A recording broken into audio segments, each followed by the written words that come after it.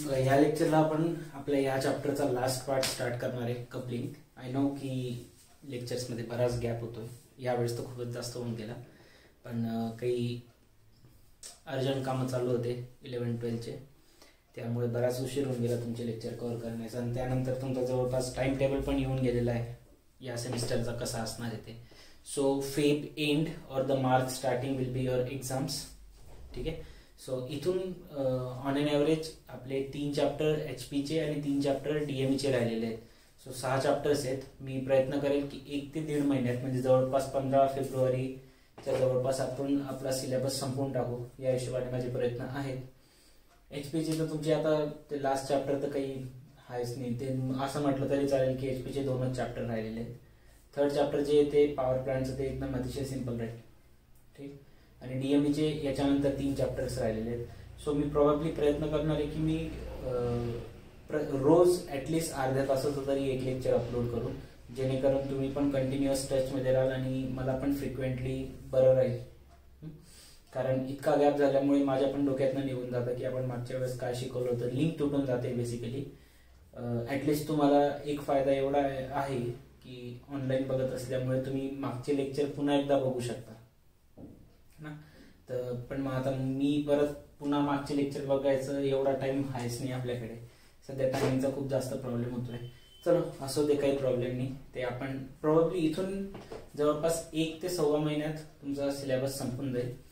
म्हणजे माझे target date जवळपास तशी मी फेब्रुवारीच पकडून चाललो आहे की 5 ते 10 फेब्रुवारीपर्यंत तुमचा सिलेबस संपून टाकायचा, म्हणजे तुम्ही पण अभ्यासाला मोकळे होता.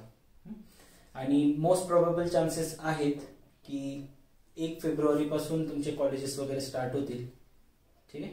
कारण 31 जानेवारी लास्ट डेट सांगितली जवळपास. त्याच्यानंतर आता जर हा परत तो सेकंड स्ट्रेनचा जर काही रेट वाढला नाही तर मग तुमचं फेब्रुवारीमध्ये फेब्रुवारीमध्ये जवळपास कॉलेज वगैरे सुरू होईल.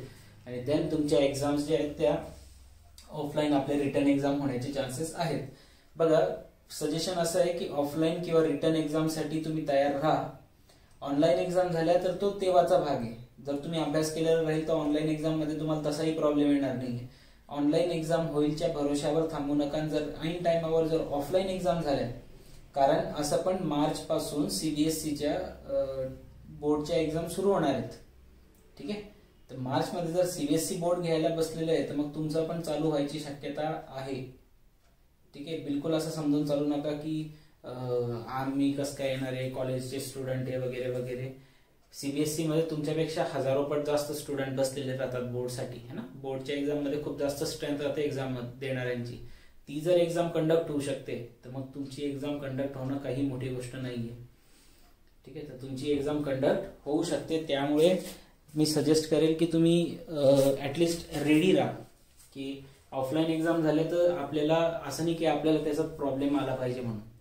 ठीक आहे. So you must be ready for that. So इथून 1 ते 2 महिने आहेत.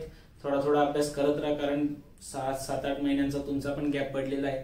तुम्ही काही असा फार काही अभ्यास नाही केलेला आहे किंवा एक्झाम दिलेल्या आहेत. आता PT वगैरे सुरू झालेले आहेत तुमच्या ऑनलाईन, ते एक्झाम द्या अँड देन हळूहळू अभ्यास करत राहा. फेबमध्ये एंडला जर तुमची एक्झाम राहिली तर मोस्ट ऑफ दी चान्सेस असेच आहेत की तुम्ही ऑफलाईन एक्झाम देणार.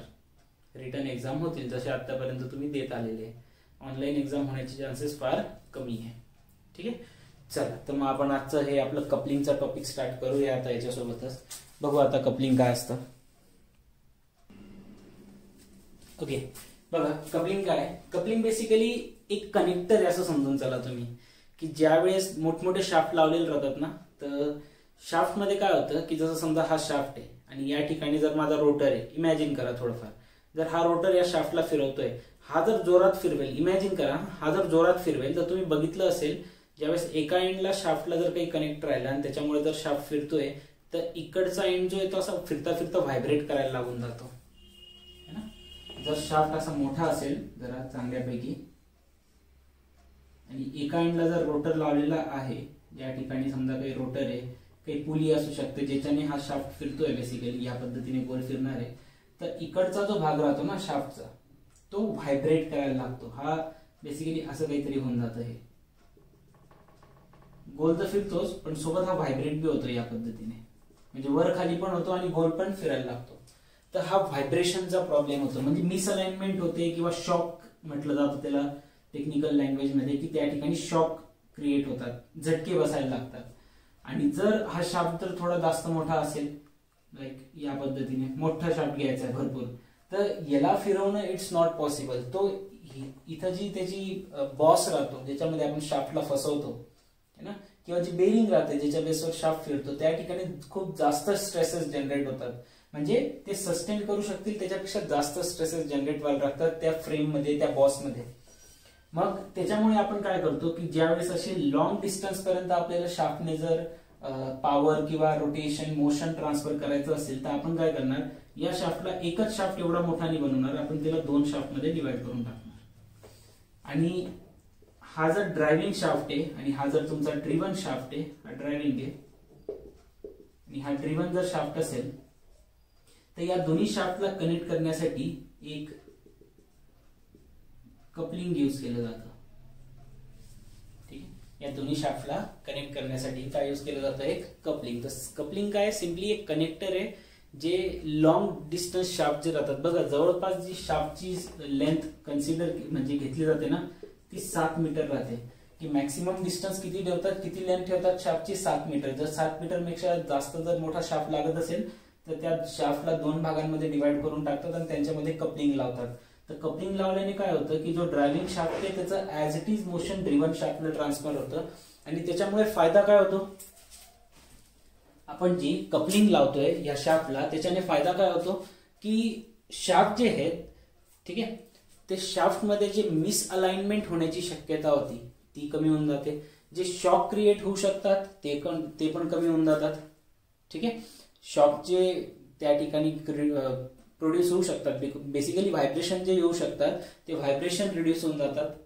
ठीक, ओव्हरलोड होत नाही, हे काही त्याचे फायदे आहेत. ठीक आहे, सो शाफ्टचं कनेक्शन व्यवस्थित होऊन जातं, मिसअलाइनमेंट रिड्यूस होते, शॉक रिड्यूस होतात, ओव्हरलोड क्रिएट होत नाही या ठिकाणी बॉसवर किंवा जी बेरिंग राहते, ठीक आहे, त्यांच्यावर एक्स्ट्रा लोड क्रिएट होत नाही. जास्त लांब शाफ्ट घेतला तर ज्यामुळे जास्त लोड यात ठेवायला लागतो या ठिकाणी जे फ्रेम राहते, बॉस राहतो त्याच्यावर.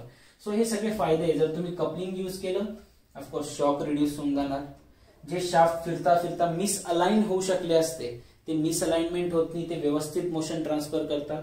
देन ओव्हरलोड होत नाही, शॉक ऍब्झॉर्प्शन होऊन जातं. सो असे बरेच फायदे आहेत जे आपण कपलिंगचा यूज केल्याने करू शकतो.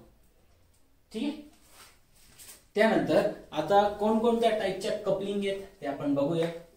बेसिकली कपलिंग काय, तर लक्षात ठेवा, कपलिंग एक असं डिव्हाइस आहे जे यूज केलं जातं to connect the shaft which are of length more than 7 metre. असे शाफ्ट की ज्यांची लेंथ 7 मीटर पेक्षा जास्त असेल, अशा शाफ्टला कनेक्ट करण्यासाठी आपण कपलिंगचा वापर करत असतो. ठीक आहे, कपलिंगच का वापरलं जातं, दुसरं काही डिव्हाइस का बरं नाही वापरलं जात, त्याची बी काही कारण आहेत. जसं कपलिंग यूज केली जाते कारण ते इझिली कनेक्ट करू शकतो आपण. कपलिंग्स जे राहतात ते इझिली कनेक्ट पण होऊ शकतात आणि इझिली डिस्कनेक्ट पण होऊ शकतात.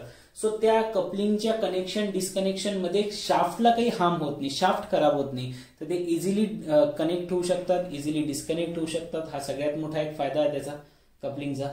ठीक आहे, दुसरा फायदा असा आहे की शाफ्ट जे ते कम्प्लीट पॉवर ट्रान्समिट करून देतात. सॉरी, शाफ्ट थ्रू शाफ्टला जर आपण कपलिंग अटॅच केली आणि कपलिंगमुळे जर आपण पॉवर ट्रान्समिट करतोय, तर कपलिंग्स जे आहेत ती जेवढी ड्रायव्हिंग शाफ्टकडे पॉवर होती तेवढीच पॉवर ते ड्रिव्हन शाफ्टला पण देतात. त्यामध्ये काही एनर्जी लॉस होत नाही, पॉवर लॉस होत नाही. ठीक आहे, आणि एवढा मोठा शाफ्ट असल्यावर त्याची जी होल्डिंग आहे ती पण तर स्ट्रॉंग असली पाहिजे ना. ती होल्डिंग स्ट्रॉंग ठेवण्याचं काम सुद्धा कपलिंग करतात, त्यामुळे त्या ठिकाणी शॉक वगैरे क्रिएट होत नाही. ठीक आहे, सो हे असे काही फायदे आहेत, जसं शॉक रिड्यूस होऊन जातं, मिसअलाइनमेंट होत नाही, पॉवर पूर्णपणे ट्रान्सफर होते. ठीक, इझिली कनेक्ट किंवा डिस्कनेक्ट होऊ शकतात, हे सगळे फायदे. म्हणून आपण शाफ्टला ज्यावेळेस शाफ्ट थ्रू आपल्याला लॉंग डिस्टन्स पर्यंत पॉवर ट्रान्समिट करायची असते, त्यावेळेस आपण जर शाफ्ट थ्रूच करायची आहे तर मग आपण त्या ठिकाणी कपलिंगचा वापर करतो 2 ते 3 शाफ्टला कनेक्ट करण्यासाठी. जे वेगवेगळे शाफ्ट आहेत त्यांना कनेक्ट करण्यासाठी बेसिकली आपण कपलिंगचा वापर करत असतो. कपलिंग तुम्हाला बऱ्याच ठिकाणी बघायला भेटतील. तुमचे साधे मोटर्स वगैरे मध्ये पण कपलिंग लावलेले राहतात. भरपूर ठिकाणी कपलिंग राहतात. जसं जसं आपण एक एक टाईप बघत जाऊ कपलिंगचा, तसे मी तुम्हाला थोडंसं अॅनिमेशन व्हिडिओ वगैरे दाखवेल, जेणेकरून तुम्हाला कपलिंग काय राहतं एक्झॅक्टली समजून जाईल. ठीक आहे, मग टाइप्स ऑफ कपलिंग आपण स्टार्ट करूया. त्यामध्ये सगळ्यात मेन टाइप जे आहेत कपलिंगचे ते आहेत, एक राहणार आहे तुमचं रिजिड कपलिंग. ठीक आहे, फर्स्ट टाइप काय आहे तुमचा रिजिड कपलिंग. ठीक, आता रिजिड कपलिंग कुठे यूज केली जाते? रिजिड कपलिंग अशा शाफ्टला कनेक्ट करण्यासाठी यूज केली जाते जे परफेक्टली अलाइन राहतात. अलाइन म्हणजे काय? जे एकाच जागेवर फिक्स राहतील, त्यांचं मोशन वर म्हणजे जे असं वर खाली अँगल मध्ये नाहीये, जे दोन्ही अलाइन म्हणजे काय एकाच लाईनीत आहेत. असे दोन शाफ्ट जे परफेक्टली एकाच लाईनीत जर असले, त्यांचा जो ऍक्सिस आहे तो जर एकाच लाईन मध्ये असला, तर त्या केसमध्ये आपण म्हणू शकतो की आपण कोणती लिंक वापरणार, कोणती कपलिंग वापरणार, सॉरी रिजिड कपलिंग वापरणार. So rigid coupling it is used to connect the two shaft which are perfectly aligned. लिहून देऊ डेफिनेशन पाहिजे तर या ठिकाणी.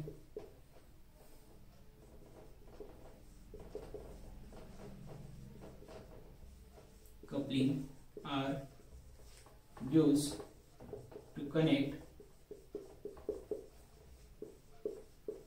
two shafts which are perfectly aligned. असे दोन शाफ्ट जे एक्झॅक्टली एकाच लाईनीमध्ये राहतात, अशा शाफ्टला कनेक्ट करण्यासाठी आपण आपल्या रिजिड कपलिंगचा वापर करू शकतो. ठीक आहे, आणि मग रिजिड कपलिंगचे काही टाईप आहेत, जसं ज्याला म्हटलं जातं स्लीव कपलिंग किंवा मफ कपलिंग म्हटलं जातं, फ्लेंज कपलिंग म्हटलं जातं. ठीक आहे, क्लॅम्प किंवा स्प्लिट मफ कपलिंग राहतं. सो हे सगळे कोणाचे टाईप आहेत? या रिजिड कपलिंगचे. कोणकोणतं आपल्याला मेन कोणकोणते बघायचे? एक स्लीव किंवा ज्यालाच काय म्हटलं जातं मफ कपलिंग, हा फर्स्ट टाईप आहे जो आपल्याला बघायचा आहे आज.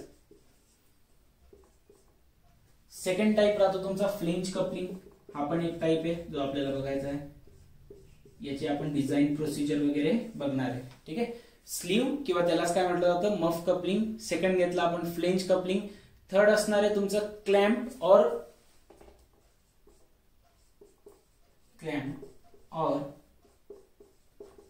Split muff coupling.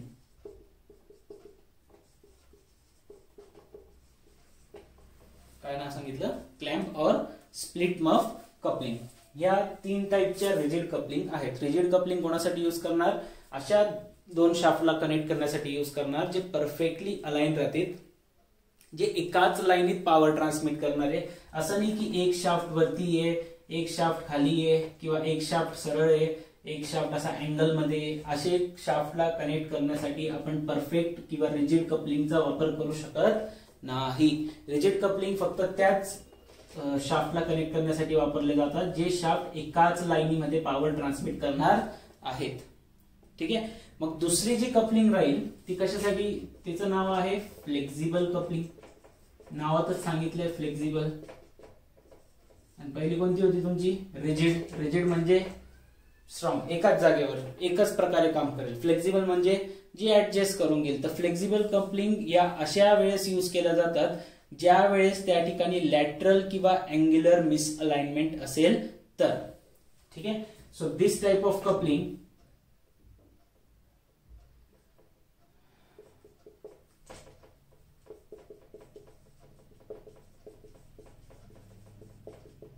flexible coupling are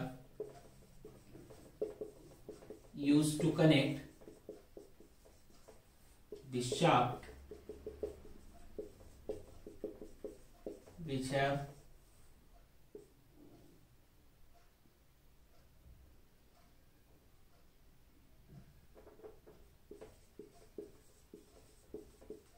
angular or axial भी म्हणू शकतात तुम्ही.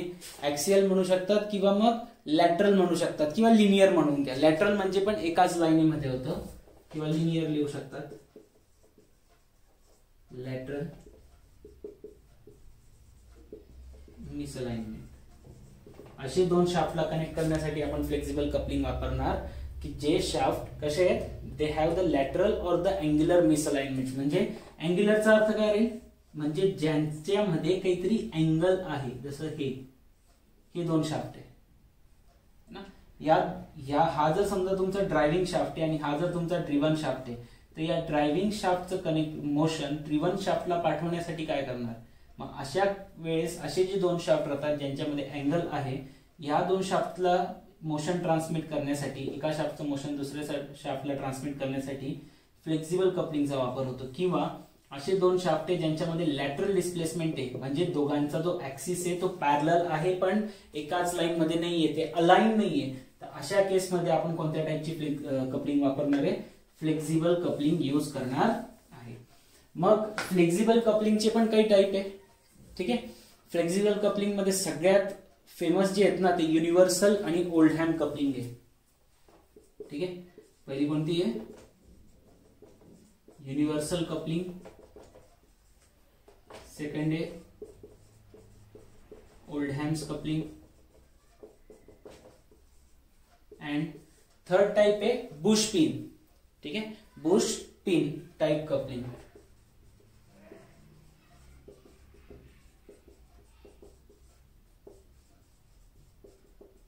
ओके, पुन्हा एकदा बघून घेऊ. कपलिंग काय आहे, तर कपलिंग बेसिकली एक असं मेकॅनिकल डिव्हाइस आहे किंवा अशी वस्तू आहे जी यूज केली जाते to connect the two shaft, दोन शाफ्टला कनेक्ट करण्यासाठी. असे शाफ्ट की ज्यांची लेंथ खूप जास्त आहे आणि त्या शाफ्टमुळेच आपल्याला पॉवर ट्रान्समिट करायची, तर असे शाफ्ट कनेक्ट करण्यासाठी आपण कपलिंगचा वापर करणार. मग शाफ्टची लेंथ किती सांगितली मी, ऍटलीस्ट 7 मीटर पेक्षा जर जास्त लेंथचा शाफ्ट असेल तर मग त्यावेळेस आपण कपलिंग यूज करतो to transmit the power from one shaft to the another shaft. ठीक आहे, मग कपलिंगचे टाइप किती, दोन, एक रिजिड कपलिंग, एक फ्लेक्झिबल कपलिंग.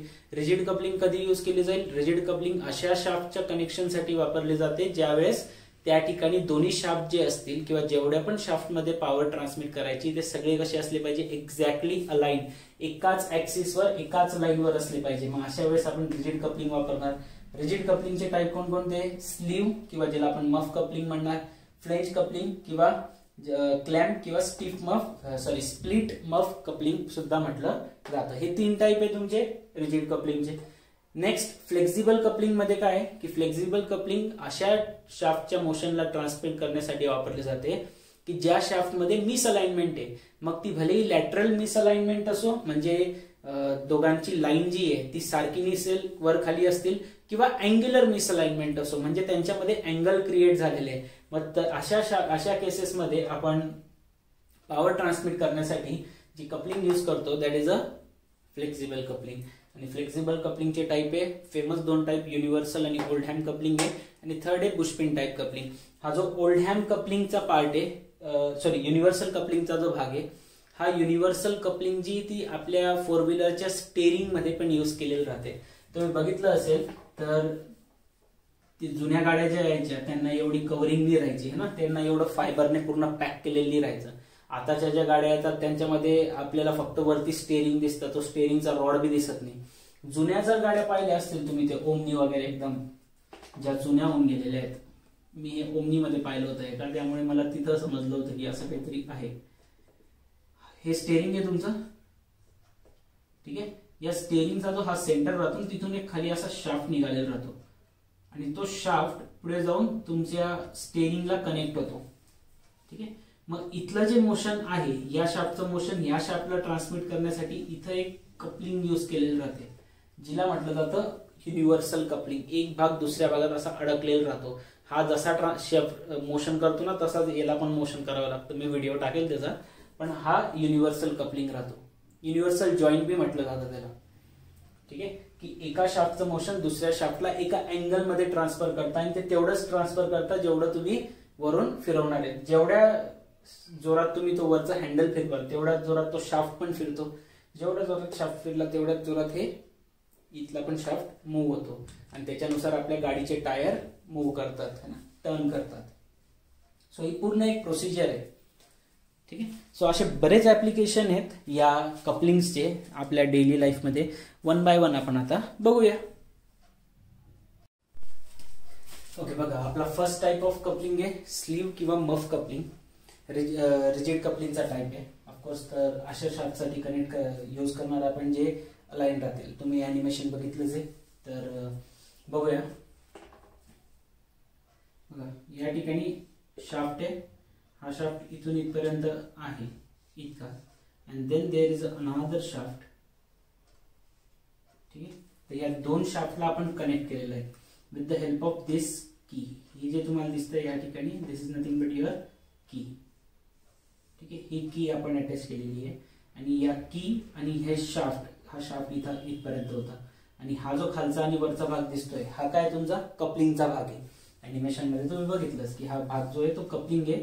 इकडे वरती की लावलेली आहे. की बघा, ही जी की आहे पूर्ण इथून इथपर्यंत, हिला सुद्धा आपण दोन भागांमध्ये डिवाइड करू शकतो, ते आपण डिझाइन ऑफ की मध्ये बघणारच आहे.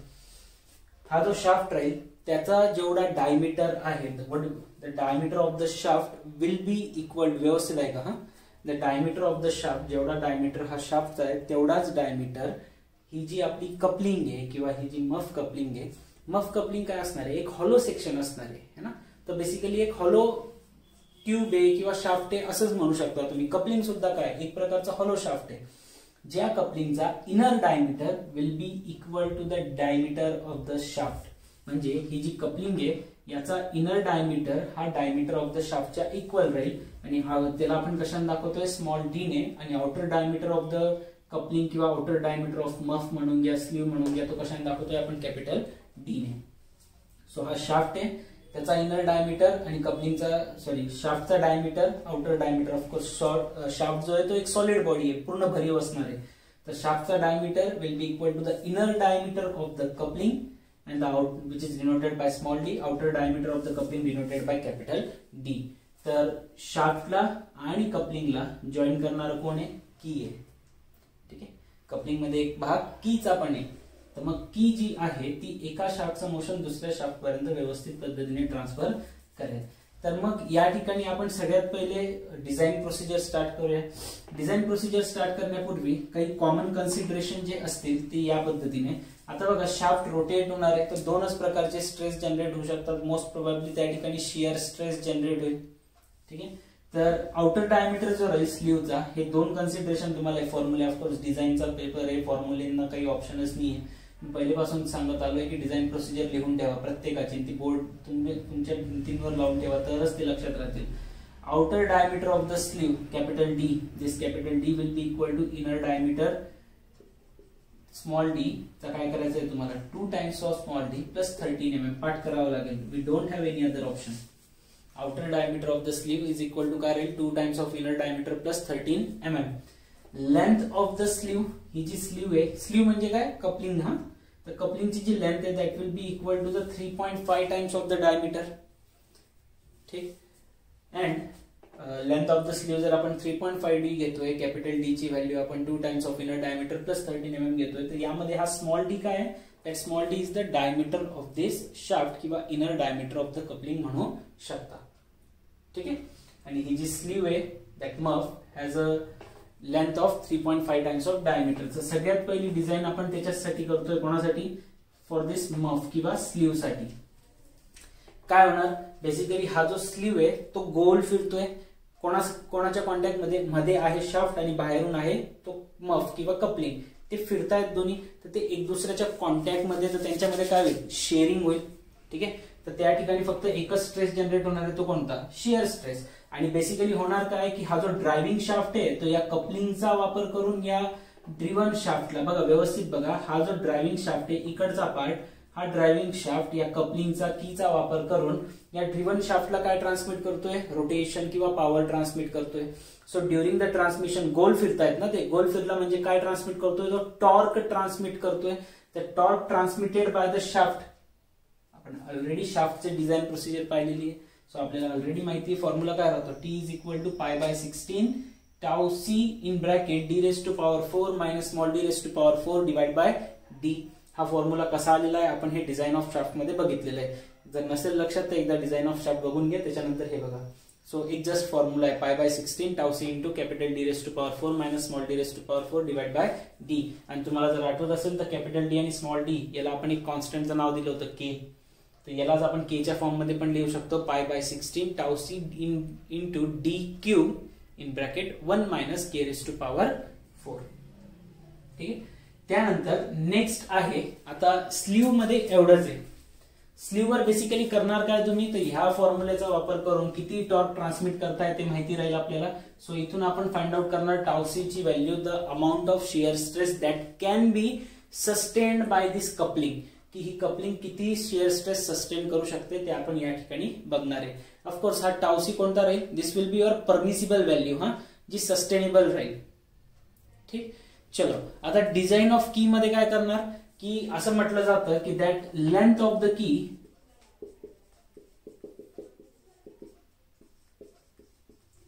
Should at least equal to length of slew. जेवढी ही स्लीवची लेंथ आहे ना, तेवढी लेंथ ही कीची ऍटलिस्ट असलीच पाहिजे, ऍटलिस्ट तितकी असली पाहिजे, थोडीफार जास्त असली तरी चालेल. दॅट मीन्स त्यांचं काय म्हणणं आहे की length of the key should be equal to 3.5 times of diameter, है ना. त्यांचं काय म्हणणं आहे, that is equal to 3.5 times of the inner diameter of the shaft. एवढी तरी लेंथ ऑफ द की असली पाहिजे. पण आता या ठिकाणी ही जी की राहते, व्यवस्थित आहे का, ही की पूर्ण एकच नाही राहत. जसं दोन शाफ्ट आहे तर दोन शाफ्ट मध्ये पार्ट केलेली तशी वेगवेगळ्या दोन कीज पण राहतात. So length of the key is equal to काय करणार तुम्ही, length of the key, length of the each part of the key. ठीक आहे, each part of the key जी राहणार आहे that will be equal to काय होऊन जाईल, पूर्ण स्लीवची लेंथ कशाने दाखवली, कॅपिटल एल ने, L/2 लिहून टाकू. स्मॉल एल काय, let small L be the length of part of की ऑफ ईच शाफ्ट. प्रत्येक पार्ट मध्ये जो कीचा एक पार्ट आहे, जो कीचा एक भाग आहे, त्याची लेंथ किती घेतलेली आपण, स्मॉल एल. डायग्रामचं काम झालंय ऑलमोस्ट, आय डोंट थिंक याची परत गरज पडेल. सिंपल आहे कपलिंग गन, एवढं काही हे नाही आहे. जे फॉर्म्युले आपण पाहिलेले आहेत त्याचाच वापर करतोय आपण. शाफ्ट ऑलरेडी पाहिलेलं आहे, की ऑलरेडी पाहिलेलं आहे, तर ते शाफ्टचे आणि कीचे फॉर्म्युले परत घेतोय आपण. So length of the key is equal to काय घेणार, capital L/2. Total length of the key divide by 2, म्हणजे लेंथ ऑफ द की जी आहे ती ऍटलिस्ट 3.5 टाइम्स ऑफ डायमीटर, जी टोटल लेंथ असली पाहिजे, ऍटलिस्ट डिवाइड बाय 2 इतकी किंवा यापेक्षा जास्त असली पाहिजे. मग आता कीवर कोणकोणत्या टाइपचे लोड ऍक्ट होतात हे आपण डिझाईन ऑफ की मध्ये पाहिलं होतं, की कीवर एकतर क्रशिंग स्ट्रेस अप्लाय होतो, दुसरा शिअर स्ट्रेस अप्लाय होतो. सो क्रशिंग स्ट्रेस अप्लाय झाला तर किती मॅक्सिमम टॉर्क जनरेट होऊ शकतो, ट्रान्समिट होऊ शकतो, ते आपल्याला फॉर्म्युला माहिती आहे. आणि शिअर स्ट्रेस जरी अप्लाय झाला तरी किती मॅक्सिमम टॉर्क ट्रान्समिट होऊ शकतो ते पण आपल्याला माहिती आहे. So we know that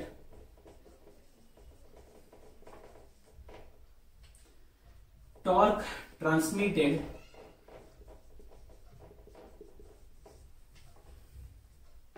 by the, कोण ट्रान्समिट करणार आहे हा torque, key. Torque transmitted by key, consider करायच्या दोन कंडिशन, कन्सिडरिंग शिअर स्ट्रेस. पहिली आपण शेअरिंगची कंडिशन कन्सिडर करतोय, की जर शाफ्ट त्या ठिकाणी पॉवर किंवा टॉर्क ट्रान्समिट होतोय आणि आपण शेअरिंगची कंडिशन कन्सिडर करतोय, की कीवर जास्तीत जास्त किती शिअर स्ट्रेस जनरेट होऊ शकतो. ठीक आहे, कन्सिडरिंग शिअर स्ट्रेस किंवा कन्सिडरिंग शेअरिंग ऑफ की लिहून घ्या, that will be a better. Considering shearing of key. So torque transmitted is equal to, formula टॉर्कचा फॉर्म्युला काय राहतो, हा जो तुम्हाला तयार करायचं मी शिकवलं होतं मी, काय राहतो, फोर्स इंटू परपेंडिक्युलर डिस्टन्स. ठीक आहे, फोर्स इंटू परपेंडिक्युलर डिस्टन्स. आणि परपेंडिक्युलर डिस्टन्स की ज्या वेळेस बोलतो आपण, तर की मध्ये परपेंडिक्युलर डिस्टन्स म्हणजे काय घेतलं होतं, half of the diameter of the key, F into D/2. फोर्सलाच काय लिहायला सांगितलं होतं तुम्हाला, फोर्स इंटू परपेंडिक्युलर डिस्टन्स राहतं. सो फोर्सलाच तुम्हाला सांगितलं होतं आपण, तुम्ही लिहू शकतात in terms of stress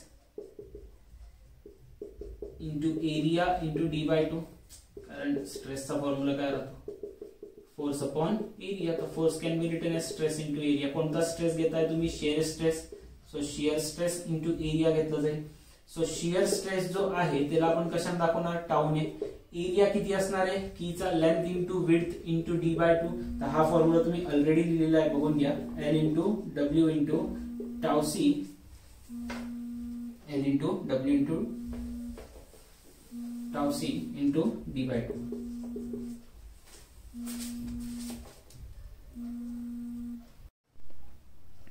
now next, यानंतर शेअरिंग कन्सिडर केल्यानंतर नेक्स्ट काय कन्सिडर करणार, कन्सिडरिंग शेअरिंगच्या व्यतिरिक्त अजून कोणता स्ट्रेस जनरेट होतो, क्रशिंग स्ट्रेस जनरेट होतो.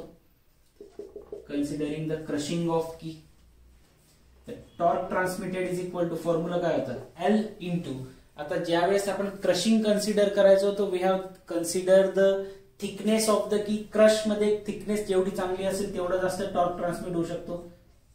So L into T/2, crushing मध्ये आपण स्ट्रेस घेतला होता, crushing stress sigma C into T/2.